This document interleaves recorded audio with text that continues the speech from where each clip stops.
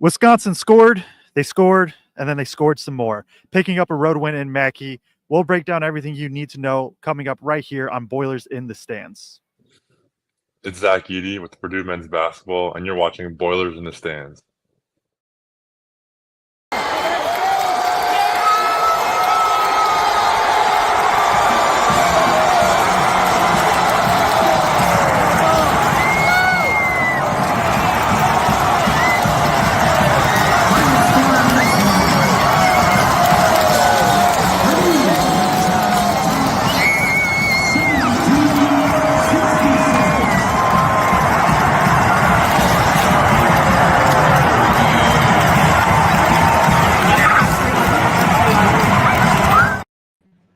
Welcome back to Boilers in the Stands. I'm your host, Joe Jackson. Alongside me, as always, is my co-host, Kraig Bowers from Mackey Arena, where Wisconsin got a 94-84 win over Purdue. In the preview, I said, hey, this is going to be a really high-scoring game because I think both offenses are designed to beat the other team's defense, and that pretty much came true. 94-84 has to be one of the higher scoring games Purdue has been in the season, if not the highest. I know Bama comes to mind, but yeah, obviously a really disappointing loss.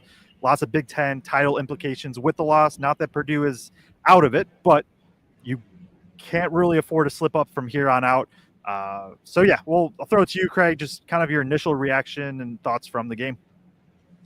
Yeah, I mean, end of the day, Wisconsin just took it to Purdue today. I think that's kind of where you got to start. I realize it's just a 10-point game at the end, but at no point in the second half, and you kind of tweeted out something like, even with everything that's happened, all Purdue really needs to do is get 2 stops, and they still have a chance to win this game. But at no point did I have confidence that was going to happen in that second half. We had absolutely zero answers. In the preview show, we were really worried about the Tanjay matchup in terms of whether Purdue had somebody to match up with them. And early on in the game, they did a pretty nice job on them. But as the game wore on, Tanjay started to use his size and his physicality against really whatever matchup it was. Even when Cam got on him a few times, he still took Cam. So I mean, soundly all the way around, Blackwell finally got going late and started getting to the rim as well. Look, if a team's going to shoot 91% from 2 on you, you got defensive issues. And Purdue could not stop anybody from about the 10-minute point on of the first half. From there on, that last 30 minutes, it just felt like they didn't have any answers to try to stop Wisconsin from getting into the paint. And early on, it was more they'd get in and kick out and get some guys some open threes, but then they started scoring at the rim as well. And it felt like Purdue was in help all night, right? It just felt like they were in help, and they were having to rotate, and they weren't being able to rotate fast enough. And then Wisconsin was able to get downhill, or they were able to get a wide open look from 3. And quite frankly, Wisconsin looked like the rested team. We talked in the preview show about how they had a full week coming into this game without, and Purdue looked tired. Outside of maybe TK in that starting lineup at times, Braden, to me, just looked like he didn't have his legs in him today. Shot wasn't just there like it normally is. Didn't look like he had the same type of burst or elevation. So hopefully there's nothing in terms of like an illness or anything like that that's going around like we've seen around other teams. And it's just a matter of being a little bit off, being a little bit tired today. But they took it to us, plain and simple. Yeah, and I think, like, just simply put, Wisconsin was the tougher team. Neither defense was good. Wisconsin's defense, not good today either, but they were the tougher team. And so what that means is they get a couple more loose balls, they get a couple more rebounds, and they're converting more really on the interior. Like you said, they go 20 of 22 from 2. We'll talk about the defense. I'll save my spiel, I guess, when we get more defense specific. But keeping it high level, Purdue Wisconsin was just a tougher team. Like, I thought that they were more physical. I thought they brought the aggression. Purdue couldn't force turnovers on Wisconsin. And then Wisconsin, even in the half court, just got to wherever they wanted to when they had the ball. Defensively, at least made Purdue work a little bit more probably. Again, Purdue, like, the offense was in no way the issue. Purdue scored, I think, averaged 1 point.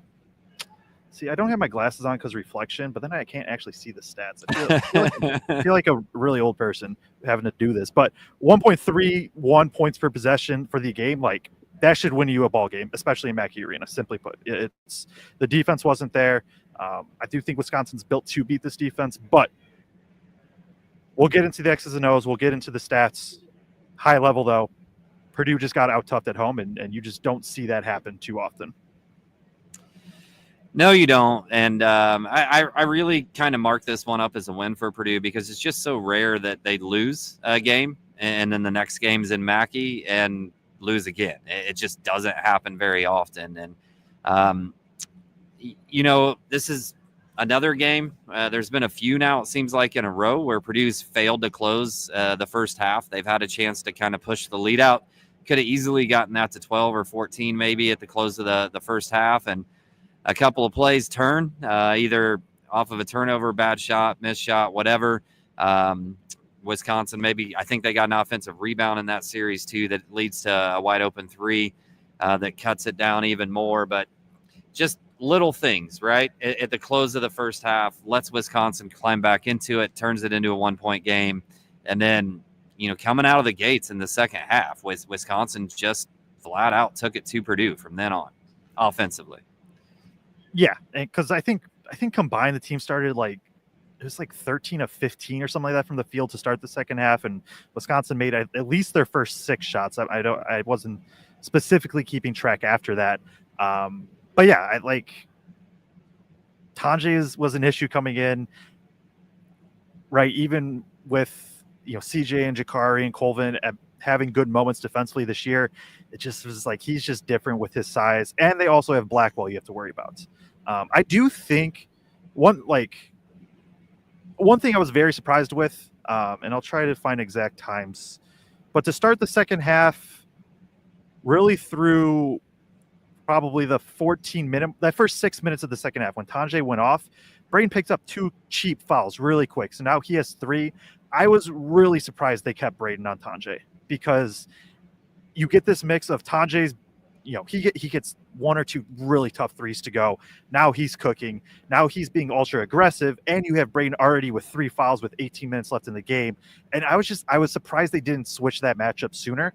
Not saying it necessarily wins them the game, but I would have liked to have seen even just Braden take Blackwell and put CJ on Tanjay, just so that way CJ at least could have been aggressive, right? Braden can't pick up foul 4 because if that happens, you're cooked. That's Purdue's offense is just not going to function, either with him off the floor or he can literally be non-existent defensively at that point. But that was the one thing I think that stood out of I kind of wish Painter went and switched quicker. I think they call a timeout around 13 or 12:30 mark, and then they put CJ on Tanjay. But at that point, Tanjay had probably already rattled off 15 points, something like that. Shout out Tanjay. Also, I'm going to quickly shout out this Wisconsin team. Couldn't have been more wrong about them preseason. I'm also going to be bought into them on March, which scares me. But this offense is just built perfectly. They don't take many mid-range twos. They get to the rim. They have shooters everywhere. They can space you out 5 ways every single time down the floor. They have multiple guys that are crafty finishers around the rim that can be physical. They just make good plays. They don't turn the ball over. It's just they are just built as really, really perfect offense. Also built to attack this Purdue defense, which we can get to in a sec. But I know I rambled. Any other quick kind of more generalized opening thoughts before maybe we transition? I mean, we're going to get into the team stats, right? Let's just throw the team stats, not the personal stats, if you got those. And I mean, this is not another game, but this is a game that's a little bit wild to me when you just look at these team stats over there on the right. So, I mean, obviously the field goal percentage difference, Wisconsin's +10, right? But that all comes from 2. If you kind of blank that out and you just look down through the rest of that, Purdue wins the 3-point percentage battle. Purdue wins the rebound battle. Purdue wins the offensive rebound battle. Purdue wins second chance points. Turnovers are basically even in this game. Points off turnovers are even. You're okay, Purdue's probably okay, right? But I mean, Wisconsin just dominated at the rim and in the 2-point game. And like you said, they don't really take mid-range twos. So most of that was at the rim. And I don't think the fact that Purdue is missing a true rim protector has ever stuck out as much as it has in this game specifically all season long. But I also just think a lot of that just boils down to very few of Purdue's perimeter defenders being able to keep their man in front. And then once they get beat, help comes, rotate. And then somebody has enough space to get downhill or drill a wide open three in this game. And they just did it over and over and over again tonight. I know we're going to get into individual play later, but I really thought CJ was the only bright spot defensively in this game, other than a small stretch when Colvin was guarding Tanjay late. Because what he holds Blackwell, him and Jakari hold Blackwell to no points, right? Until like 16 minutes to go, maybe 14 minutes to go, I think, in the second half. Really did a nice job on him. And even late in the game, Blackwell was more going at Fletch than he was anybody else. So, yeah. And I mean, I wouldn't say there was a single good Purdue defensive player at all today. Like, there were some moments from a couple players, but everybody was just getting torched, and it's just kind of how it went. Wisconsin also went 7 of 7 on non-rim twos. I don't remember specifically. I assume most of them are anywhere from 6 to 10 foot shots, but they did go 7 of 7 on those as well. And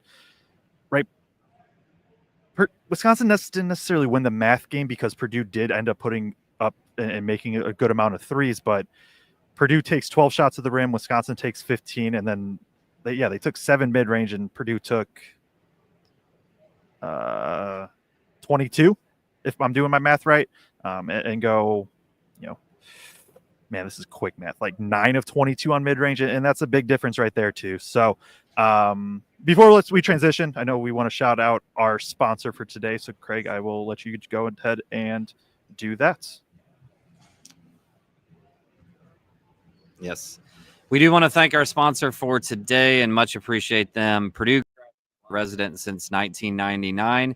Michelle Rainey has 10 years of full-time experience working with buyers, sellers, and real estate investors in the greater Lafayette and many surrounding areas. If you need to buy, sell, invest, or even relocate, call Michelle to schedule an appointment to see how she can help you accomplish the real estate goals you have. Your home or creating an investment portfolio will likely be the most expensive transaction of your life. Have the experts with Rainey & Company at Keller Williams on your side and let Michelle navigate this process to make it easy. Call or text 765-532-3415. Again, that's Michelle Rainey with Keller & Williams at 765-532-3415. We really appreciate, again, her and BJ's sponsorship both, and I appreciate everything that they do in terms of sponsorship and allowing us to travel and do some of those things that we get to do. Sorry, Joe was getting grabbed by a fan over here on Media Row that wanted to talk to him about the job that he does. So throwing it back to you now, Joe. Just got through the ad read. Yep. Cool. Appreciate them sponsoring the show. So I think we got to get to the defense, right? Like we can maybe finish the show off with like, hey, Purdue, knock down some shots and Colvin and all that stuff. Maybe we can finish a little bit more positive, but feel like we 100% have to start with the defense. I have the board drawn up. Should we just go to it and then we can kind of talk off of that from there? Yep. All right. So Wisconsin, they run basically generally a 5-out continuity offense. And so continuity ball screen offense. So what I mean, 5 guys, right, outside the perimeter, say ball is up top. This guy cuts, or we'll say this guy cuts, ball goes here, pick and roll, empty corner pick and roll, rinse. If there's nothing happens, swing the ball, rinse, repeats. Like, so cut, ball goes here, screen. If nothing happens, swing, cut, pick and roll. I know I didn't really draw, but you get the general picture, I hope. I think there are a lot of things Wisconsin did really well on offense, obviously. But I think, right, there was these possessions where Purdue played good defense for 20, 25 seconds. I think one thing that killed them a lot, so say we're ball's going to go this way, right? So this guy cuts, and then this defender is going to follow. So now we're in a spot like this, where he has the ball here. Oftentimes this was Braden, and like this was Tanjay. And so then what you would see is defensively, so now there's this screen right here, right, where he comes off. Braden's here on help. That is by design. That is what Purdue wants to do. That's part of how Purdue has gotten so successful, is they really help. They want to take away the rim by just not allowing shots there. and then they're going to live with threes. And so, but then what happens is, say this is TKR and drop. This happens. Now, ball handler, say it's Blackwell, he can get downhill. He can pull up for 3 if this guy's trailing, or if he can drive, Braden's here, and now it's a kick out to Tanjay. And so you can see there. Now, I'm going to be kind of rambling because it's part of just why Wisconsin was so good. So say the screen again. Say that this is a switch now, right? Braden's here. And so either he's going to come out here and try to, be back in position. If he doesn't, that skips there. And if he does this, you saw a couple times where he's here now, ball is up here, and you just see Tanjay slip behind. And notice the other thing, there is no rim protector because Purdue is trying to pressure the ball. They want to force turnovers. They don't have a true rim protector. Maybe you could argue Caleb First a bit. But right, they don't have like a Daniel Jacobson even. They don't have that. So what they have to do is they have to pressure. But now Wisconsin has multiple dudes that can beat them. They can drive, they can kick and drive, they can kick and shoot, they can just one-on-one. You can also saw if here, say you have this pick and roll here, right here, screen, and TKR is in drop coverage where he's going to move back. Ball comes out. Nolan Winter, Stephen Crowell, both pick and pop. You can pop for 3. And so I hope that this is making sense. But a lot of it, I guess, to summarize, Wisconsin has multiple dudes on both sides of the floor at all times that can drive, kick, and shoot. So that's already bad for Purdue, option number 1. And then 2 is even when Purdue defends this stuff well, they're so in help already because they have to, that guys were able to slip in, and that's where you saw some kind of the backbreakers or like ball swings, drive, and there's nobody there because everybody is pressuring the ball. This defense is built on forcing turnovers. Even in the midst of this renaissance for Purdue's defense, it is built on forcing turnovers. The percentages themselves haven't been awesome. They didn't force turnovers today. Wisconsin had 3, I think. 3 turnovers and none in the second half. And that's how Wisconsin scores for the entire second half. Wisconsin scored 1.87 points per possession. That's nuts. That cannot happen. You do not win a game if that happens. So I hope that made sense, or at least to a degree made sense. But yeah, just this Wisconsin offense is just built to drive, kick, shoot, rinse and repeat. Wisconsin was fine taking their time. How many times did the clock get to 5 to 10 seconds left? And then you just see Wisconsin, they don't rush. They aren't hurried. They get into their flow still. And then a mistake happens late and boom, immediately take advantage. So I think that kind of sets the basis for like, hey, like what happened for Purdue? They didn't force turnovers, I think is thing number 1. And thing number 2 is has Purdue faced a team, especially since, January 2nd, where there are 2 to 3 like really legitimate guards that can drive and bully downhill. Like I don't know if they've played that. Maybe Michigan's a little bit, but even that, like nothing to this degree. And then Wisconsin has shooters everywhere. So, all right, I'm done. You can talk. Yeah, no, I think you're 100% right on all of that. And just to add to that too, I mean, Purdue has played some good wings, but defensively, I guess if you're just looking at lineup and roster, right? Sorry, too many R's there in a row. The thing that jumps out and really worries me, and I think a lot of people, is if somebody has a talented long wing that can take people off the bounce, does Purdue just have anybody that can match up size and physicality wise, and in some matchups, if we're playing one big, right? If somebody's got that big wing that can take people off the dribble and they've got one true center playing beside him, right? Then you can do some stuff with First, because First is 6'11" with his size and athleticism. You can switch him over there, but Wisconsin's got 2 wings. Or I'm sorry, they've got 2 bigs, and then they've still got Tanjay at that wing, who if he's 6'5", I'm friggin' 6'2", because like I swear to God, that kid has got to be 6'7". But anyway, Tanjay? Yeah, he's probably like 6'6". I think 6'5" is underselling. Yeah, me too. But like Purdue just doesn't have anybody to match up with guys like that. And when a team has 2 bigs, they're going to occupy First and TKR, and then they have that guy, then I think that's really problematic. And I think it has been anytime we face something like that this year, just all around. But the X and O stuff, I love it all. I think all of those things ring 100% true. I also just think there was a lack of focus and energy at times today. For sure. There was way too look, guys, Wisconsin in many ways is kind of a mirror image of Purdue in terms of doing things the right way, playing super fundamental, not getting worried late in shot clock situations, making the right pass, right?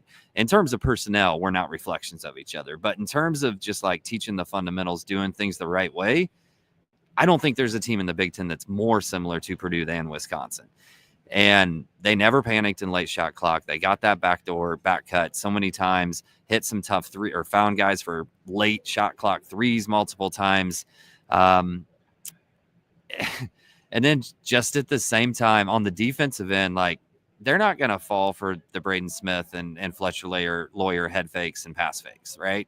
You saw it over and over again where Smith got into the middle. And like, look, Smith still had double-digit assists today. So he did a really nice job facilitating. But he had a hard time getting that shot he gets where he does a little pass fake, does a little shot fake, and guy leaves his feet, and then he can kind of lean in and shoot that mid-range shot. Wisconsin's guys, they're just not going to bite on that very often because they're trained just like Purdue, man. Yeah, no, you're right. And I think the focus thing is definitely true because, and you said it, right? CJ was probably the only one with real sort of bright spots defensively today. And even those, like, it wasn't, I don't think we would say this was CJ's best defensive game that we've seen this year. And that just kind of rang through with everybody where, Smith gets beat off ball more than I've seen probably all year. TKR gets exposed and drop coverage a couple times on pick and pops. I go back and forth with the first switching because I do get it. And I don't think probably didn't hurt him too bad, but I do just wish that it wasn't always such an easy switch. I wish it was a little bit more like, hey, teams have to work to get first switch because now it didn't, they probably only scored a couple times on it. So I'm probably over exaggerating, but like part of Wisconsin's 5-out offense is there's no natural rim protector positioned. And then they would get a guard switch and just immediately try to seal the post. And it puts Purdue in a tough spot. But yeah, I think you hit it with just also lack of focus. Like, if this team was more focused defensively, not saying they slow Wisconsin down, but maybe they hold them to 85 instead of 94, and we're talking about a completely different ball game. So I think you are spot on there. I know we're wanting to keep this one just a little bit shorter. Is there anything else you want to talk about defensively, maybe individual standpoint or anything of that nature, or just kind of flip it and go other side of the ball? I mean, I don't think there's a lot else to talk about defensively just because it was a kind of an all-around bad performance from that standpoint. And not to look too far in the future, but I mean, obviously, I think this is just a game where having somebody like Jacobson at the rim is a big difference, right? That can erase some things when guys get by you and all of that sort of stuff. I think we do maybe need to bring up, I've seen it from multiple people. I had a couple of different people on press row stop and ask me like, hey, is there an illness going around the locker room or what? I don't know. But like, and we mentioned it early already, but Braden just looked tired. And there were a few times he's walking back to the huddle and he kind of hands on his hips. And you haven't seen that all year. And it's something we talked about in preseason and even last year worrying about just from a minutes load standpoint, but you just haven't seen it. And I don't know. It'll be interesting to see if anything does come out of the press conference, whether there is any illness going around or anything like that. But guy looked fatigued today. Yeah, and it's different than just like you've played a lot of minutes, right? And you're tired. And this was their third game halfway through, or fourth game halfway through February, basically fifth game halfway through February because they played IU on January 31st. It looked different though than just like. Man, late in the season, we're tired. Obviously, I don't think either of us want to speculate or anything of that, but it was very visible that just like, man, it could have been just simply one of those days, and right, everybody has them where you're just not feeling it. And if it is, and that's just it's an unfortunate day to have that, but it does happen. And I mean, really feels like the country, but specifically keeping in college basketball, I feel like every team is just like, oh yeah, we have like 6 players sick today. And Purdue hasn't really had that, but yeah. I don't have anything else. It is still wild that he's such a good player that even with all that, Like when I tweeted originally about something about him looking tired out there, it's like, oh, he's got like 7 assists in the first 13 minutes of the game or whatever. So still ridiculously good, whether he's full strength, a little fatigued or not, but just wasn't there all the way around today. Yeah, 100%. So, and 12 assists, 1 turnover, 40. Like, it's not like Braden was bad. Braden's in the Edie category where like Braden is a top 3 player in the country at this point. Like you get held to a different standard if you are that good. And that's exactly what has happened with him. So we can flip it to the other side. Maybe let's flip it to the other side, talk for that for a few, and then maybe just talk for a couple minutes, like kind of big picture outlook. I know you've started some comments and things, and the top 16 came out and all of that today. So we can kind of flip it to there. I'll bring up the Purdue stats. Hey, flipping to the offensive side of the ball, Purdue was really good. 1.31 points per possession for the entire game. TKR had 30 on 12 of 16 shooting. CJ Cox had a great game, 13.6 rebounds, 1 assist. Maybe the second or third best player for Purdue today, honestly, depending on how you view Braden. Lawyer in a game that wasn't great. He still has 15 points on efficient shooting. Colvin knocks down a couple threes. Heidi knocked down a 3 and also had 2 assists from driving. Jakari knocks down a 3. Even first, right? He finishes a dunk through contact, has 5 points on 2 of 2 shooting. Purdue only has 4 turnovers. Purdue goes 16 of 21 from the free throw line, 10 of 22 from the 3-point line. Like, other than Braden just having an anomaly 2-point shooting game, it's not like I don't really have much negative to say about this offense.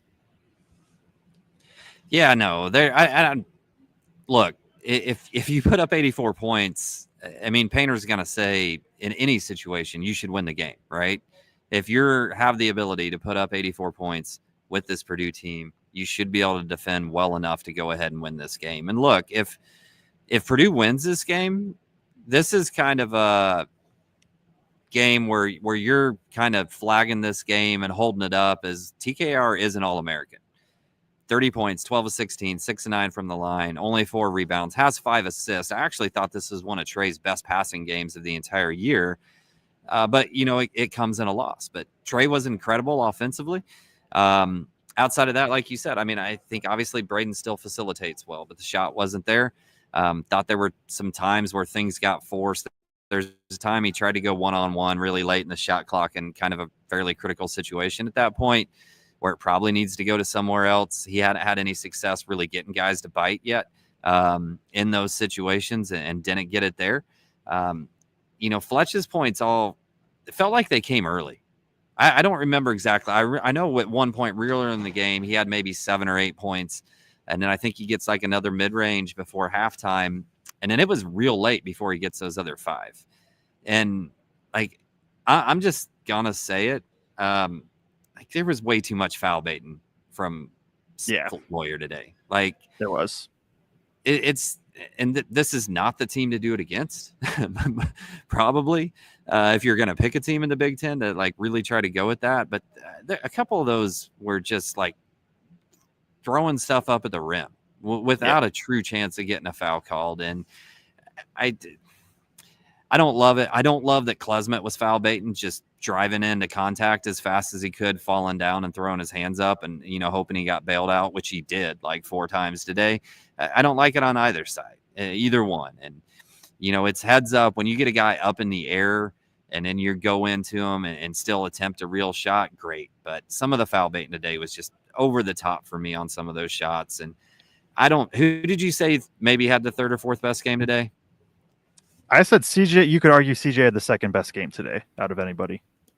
No, I'm with you. And I leaned over to you at one point in the second half after he missed a 3. And I was like, man, every time I go to check to see how many shots he's missed, because I feel like he's like missing some, he's shooting 50% from the field but you feel like every one he puts up should go in. And I mean, I thought he was a bright spot offensively today. I thought he had some flashes defensively today, although not great for the entire game.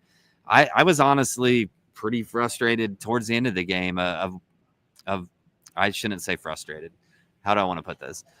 I had the thought in my head late in the game of with what he's doing offensively and the fact that he's that much better defensively, like why was he on the bench in that last 4 or 5 minute stretch? I thought with Jakari and him out there together, or him and Miles out there together, that's a better defensive unit to try to get some stops. And maybe not the total points, right, that Fletch has in the end, but he'd done it more consistently through the game and he shot a higher percentage. I just felt like that was the better late run match. They did shoot the same percentage, to be fair, but I think your point is very valid. Like I was surprised.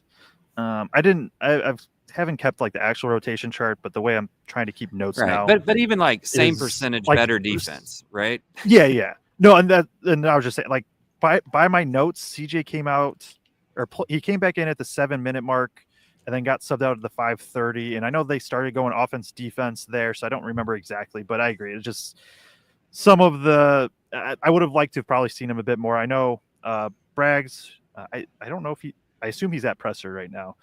I think he went home. I think he's just listening on the way home. Well, whatever it is, Braggs is contributing stuff from the presser. Said Fletcher, after his free throws late, was very upset about the offense-defense switch. Didn't want to come out. Painter and him had a passionate debate about it. I don't obviously blame Fletch for that because he's a winner. He's a hooper. He wants to be out there. But it was probably the right decision for this game. The other thing I want to bring up, and to that point, right after that moment, CJ had his worst defensive moment of the game. Like right after he makes that switch, he gets beat backdoor by Blackwell. So like, if you're lawyer, I'm sure you're over there like, hey, At the same time, I don't think anybody's going to win an argument in terms of who's defensively better there. Yeah, for sure. Right, we talked about the defense and it was awful, and the offense was good. Right, the final margin is 10, and Wisconsin kept it between 5 and 9, probably the whole second half for the most part. Braden was 2 of 8 on twos and 0 of 2 from 3. If he just shoots a normal 5 of 10, like Purdue just might still win this game, and that's how good the offense was. That right, Braden just didn't shoot the ball well. The defense was atrocious, and if Braden just shoots a normal percentage, they probably win this game, or it's or they either win the game or they probably have the ball with a chance to win right at the last second. Right. And I bring that up to be a little bit more of hey, yes, there are legit issues with this team. The defense has definitely regressed a bit over the past couple games. Braden shoots normal, and we're talking about this game a lot differently. So sky still isn't falling to me in any capacity. Definitely things to fix, but Purdue is right. I think even with their resurgence, Purdue, I would never classify as an elite team, right? That Auburn, Bama, that type of category. They're probably in that next tier, but they were never quite in that elite. So there still are just going to be things that need to be fixed, and you just kind of hope come March that they don't run into a team that can take advantage of them like Wisconsin did today. So, I don't know. I guess the other thing unless you have something. No, I was just going to say, and I do think this is just, relative to last year's team or relative to potentially next year's team with just everybody having another year under their belt, and then you bringing back in a 7'3" rim protector. This team come March is probably going to be a lot more matchup dependent in terms of how far they go. They get the right matchups, I could easily see this team in an Elite Eight. They get the wrong matchups, probably not. Get bounced. Yep. No, 100%. I'm with you there. This talent-wise, I think this team can make a Final Four, truthfully. But right, you don't want to, and that's how March is in general. But you don't want to run into a team like this. I think the other thing we have to bring up before maybe talking a little bit more big picture. Colvin goes 3 of 5 from 3. Heidi knocked down a 3, and also immediately after knocking down the 3, for the first time in what felt like 10 games, beat dudes off the dribble and got 2 assists. Right, nobody is happy with this outcome in any capacity. Maybe Colvin and Heidi are able to use this to turn a little bit of a corner. I'm not gonna say, oh, they're back, but it was good to see those two do what they did today. No, I think you're exactly right. And especially for me, Colvin getting going from 3, Cam, it looked like they ran that play for Cam. After he'd missed a 3, hasn't hit one in quite a while. And it really looked like that entire play design where he knocks it down from the top of the key was set up for him. So again, good to have the confidence in the guys and let them go ahead and take that shot. Like I said, does get downhill twice and get a couple assists. I don't know that that's something you want him going to just an absolute ton, but was nice to see him contributing that way. I thought Miles was good against Hanjay in stretches in the second half.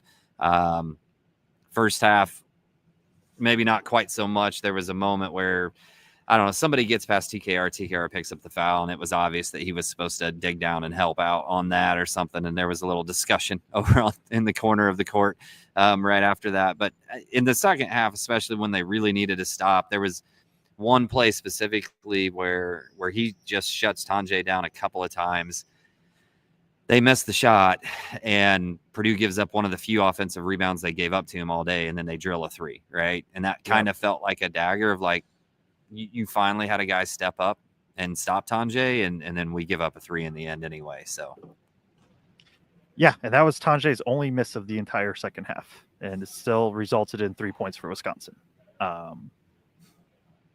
We can talk about the offense all we want. Like, it literally just 3 stops that second half. They probably win this game, and they couldn't find them, like, at all. It was, I mean, it's a little bit of gut check time for Purdue, right? It's maybe we can transition, unless you have anything else for any player you want to call out. Maybe we can transition to a little bit big picture. I was just going to say it was good to see Jakari knock down another 3. Like, he's quietly been pretty good from a percentage standpoint on low volume again in Big Ten play. The thing that's starting to pop to me just a little bit, and not that it's necessarily going to be there in high doses, is, there was a few times today in the 9 minutes that he had where he was driving and getting into the middle of the paint and trying to make things happen. And right now, he's really the only other person on the team that's doing that in terms of looking to facilitate once he gets into the paint, other than Braden. So just something to watch as things come closer and approach March. Yeah, I think that is a very, very good call out there. 40% on 10 of 25 in Big Ten play from 3. Right, still not a huge sample size, but it is. He's basically started the season 4 of 25, and he's since been 10 of 25 from 3. So definitely some improvements there. Right.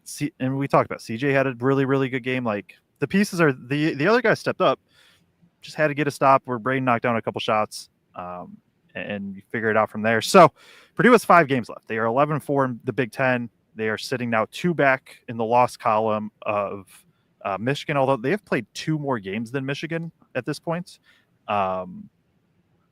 Which is what it is. I still think this team can at least get a share of the Big Ten title. On the flip side, I think Wisconsin is, like I mentioned it when we did the kind of look ahead, I was like, hey, Wisconsin at least splits Purdue and Illinois. They are in a very good spot. Now you pick up the tougher of the 2 games. They have home against Illinois. After that, the only tough game really is at Michigan State. They have Oregon, Washington at home, at Minnesota, and home against Penn State or the others. Like, Wisconsin's in a spot where they can absolutely get a share. But Purdue is 2 back. Michigan, we'll read through their schedule really quick. At Ohio State, home against MSU, at Nebraska, home against Rutgers, home against Illinois, home against Maryland, at Michigan State. So 4 games against guaranteed tourney teams. Two games against Ohio State and Nebraska on the road against teams that are on the right side of the bubble, and then a home game against Rutgers that we know can go off any night. So, right, and then there's still Michigan State with 3 losses sandwiched in between, and we know they have a crazy, crazy tough schedule still. All that to say, Purdue has no margin of error anymore. They can absolutely still, at minimum, get a share of this Big Ten title, though. Even 1 loss probably still can do it. Yeah, and definitely. I think definitely 1 loss can potentially get a share of the title. Right now, it's Michigan's to lose, right? They do still have a tough schedule in terms of who they play going forward, but it feels like they get some breaks in terms of getting some of those games at home, or a decent amount of them at home. I thought I was the one that said Wisconsin had a sneaky chance to slide in there, and you pointed out Maryland, but we're not going to cut hairs here. You said UCLA. Oh, you're right. You were right. I mentioned Maryland as well. Is like, hey, if they cannot slip up, but they're playing well. And then I was like, hey, Wisconsin's like doesn't have a tough schedule. We're both looking decent on our sneaky slides after UCLA wins in Indiana too the other night. But I think for sure it could end up being a 3-way tie, a 4-way tie with a bunch of teams having 5 losses. But Michigan's probably got to lose a couple in there along the way that they're going to be favored in for that to happen. I think that can certainly happen. We saw it happen to Purdue today, right? So I think it can definitely happen. Michigan State's going to get a few more losses, and a couple of these teams that schedules were front loaded heavy may get a good streak down the run. So wouldn't surprise me at all. In terms of Big Ten title contention, is at Michigan State a must-win? Yes, I think so. I just because, right? So how many games are left for Purdue? 5? 5, and everybody else has 6 or 7. Yeah. I don't know. I think it's must-win just to get the train headed in the right direction again. Yeah. Maybe not, I guess, truly in wins and losses, but I feel like that last game at Illinois to end the season is probably the trickiest game left on the schedule. So I do kind of feel like Michigan State is must win. There's also been a few, I'm going to pull up one of the started comments, just kind of as we look ahead a little bit again. Yep. I saw some arguments back and forth about like, oh, Purdue's a 4 or 5 seed. They're not dropping more than 1 seed line after this loss today. Wisconsin is, what are they in the net right now? They're 8th in KenPom. You don't pay attention to net. This loss at minimum is a quad 1 loss. After Wisconsin wins today, right now they're 17th, right? So at home, top 30s quad 1, top 15s quad 1A. Yeah. Really good chance Wisconsin's going to jump up in the top 15 after this win. So this is probably a quad 1A loss. It's going to move them down to the 3 line for sure, I think. But I don't think you're looking at any like major drops from losing to this Wisconsin team whatsoever when it comes to that seed line. Purdue did come out in the I think the 3rd 2 seed, if I remember right, in the bracket reveal today for the first time. So again, like you said, sky's not falling. Really tough matchup. Certainly would have liked to see them get the win today. They did not play well today. They're going to have to be better defensively going forward. Somebody else in the comments mentioned, I don't know if I remember to start or not, but they did mention that Purdue's dropped to like 40th now in KenPom defense. So we saw that trend all the way up to as high as 21. And now we're seeing it drop down. Oh, it was that's why I missed it. It was a super chat from TD Ransford, $1.99. Defense dropped to 40 on KenPom. Certainly would like to see that number climb back up towards the 20s as you approach March. The biggest thing to me is, right, for whatever it was like 11 out of 13 games Purdue had forced teams over their season average in turnovers, and now I believe this is 3 games in their last 4 where they failed to do that. So it's I don't know if, I mean, with Michigan, obviously it was them making adjustments in terms of how they tried to attack Purdue offensively.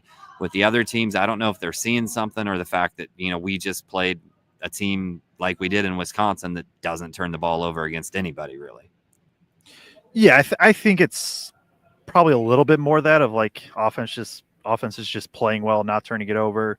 Combine it today, right, with, we already mentioned, the lack of kind of focus and things like that, and it adds up, and Purdue has to force turnovers. And when they don't, that's when teams can put up numbers like they did today. So do you have anything else big picture? We can get to the start comments if not.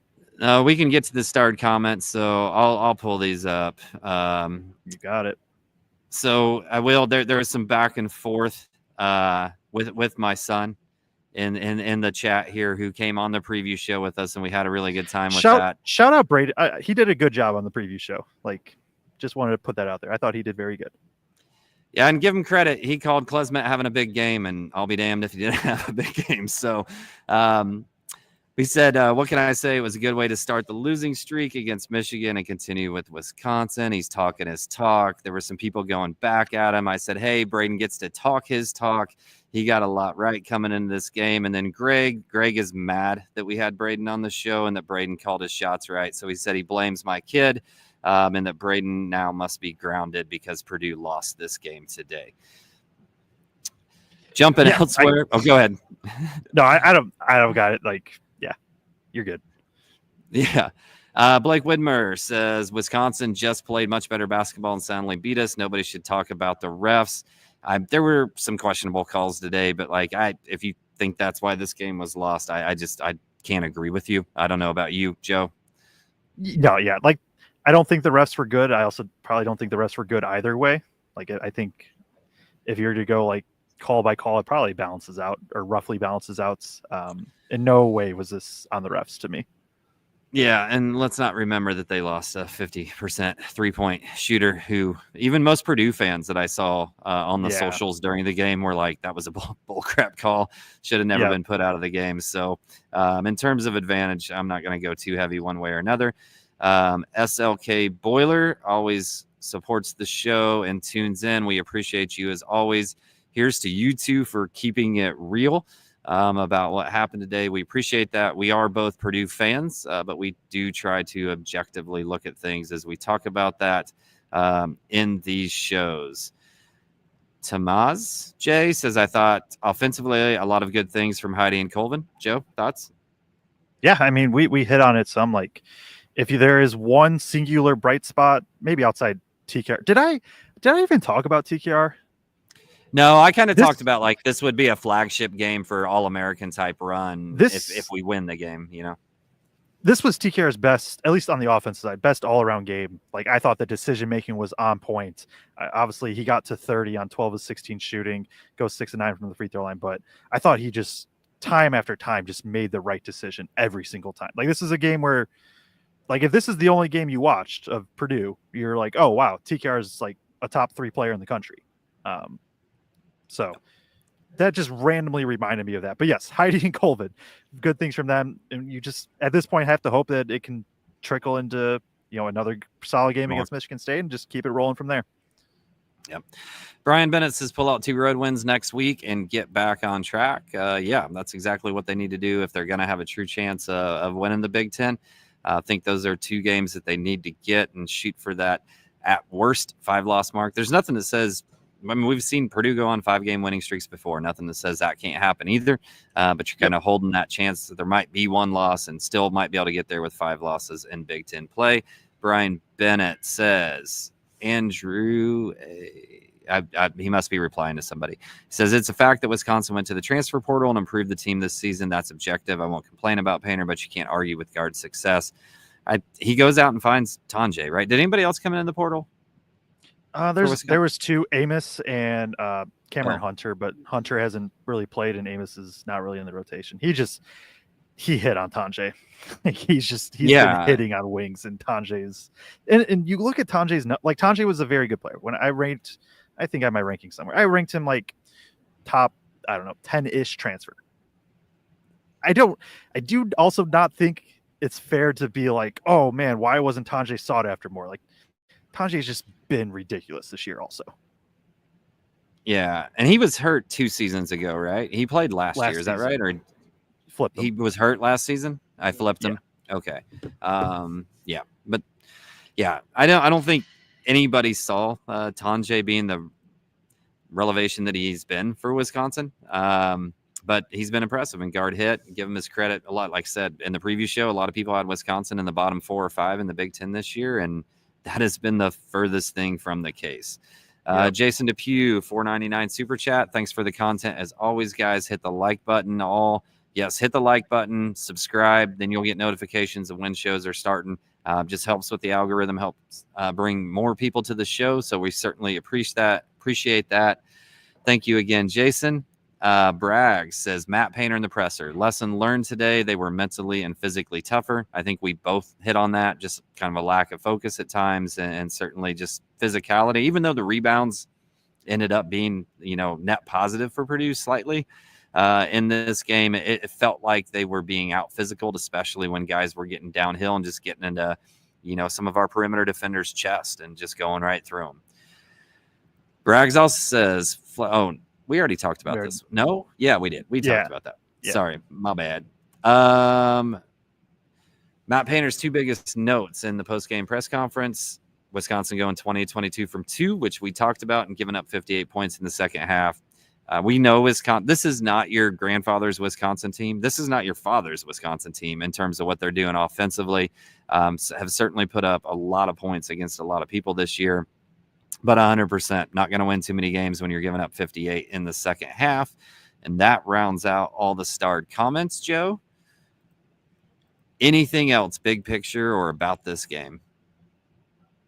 I mean, Wisconsin on Ken Palm is sixth in offense. They could very quickly rise to like number 3. And I think we saw it today. I think this, aside from Purdue not having focus and not having the physicality, there's 2 things. 1, I think Wisconsin's a terrible matchup for them. 2, go back. Like, Braden has a normal shooting night. Purdue probably still wins. And there's also, I know Purdue percentage-wise ends up shooting pretty good in this game, but in the midst of Wisconsin kind of getting the edge, like Lawyer, I know missed an open 3. I think CJ missed one. Like Heidi misses one. Yeah. There's still a couple bounces that go their way and they win this game, and we're talking about it this much differently. But just puts a lot of pressure on Michigan State, right? If you are concerned about winning the Big Ten title, you don't have to win at Michigan State, but you kind of got to win at Michigan State. Michigan State's also a team that could be reeling too. So, yeah. Braggs also throws one more super chat in here. Why is Braggs paying Braggs with super chats? I don't know, but hey, we appreciate it, Greg. I guess me and you get a split, like, a third of that each. So, true. Throws up Team Mallory here. For those of you guys who don't follow the show consistently, my daughter is a junior at Purdue, and she is into Paint Grew. So Braggs is just saying Team Mallory, and he wants me to ground my son for picking Wisconsin and cheering for Wisconsin today, which I will not do. I will say, just before we sign off, obviously the game didn't turn out like any of us would have liked. There was a moment right in pregame where Paint Crew was starting to do some of their chants, whose house, our house, whatnot, and lights were going off. Mackey was dark, and just getting to see Braden look around at the noise and the crowd that was there, and then just kind of turn and be like, all right, that's pretty loud. That's pretty cool. It was nice to catch that moment today with him. I've been to Wisconsin multiple times with him, but this is the first time he's got to come to Mackey. So, hey, I still had a good day, win or lose. There we go. And we will be back. It's a quick turnaround at Michigan State Tuesday. So we'll have a preview out either tomorrow or Monday. Previewing that Tuesday, it's Michigan State, a 7 p.m. Eastern time tip on Peacock. Big time game. Especially if Michigan State loses, both teams are really going to be looking for that game to kind of be their turnaround. Appreciate everybody tuning in. Make sure to like, subscribe on the way out. If you turn on bell notifications, you'll be notified as soon as we do go live, and we will catch you all for the preview sometime pretty quick.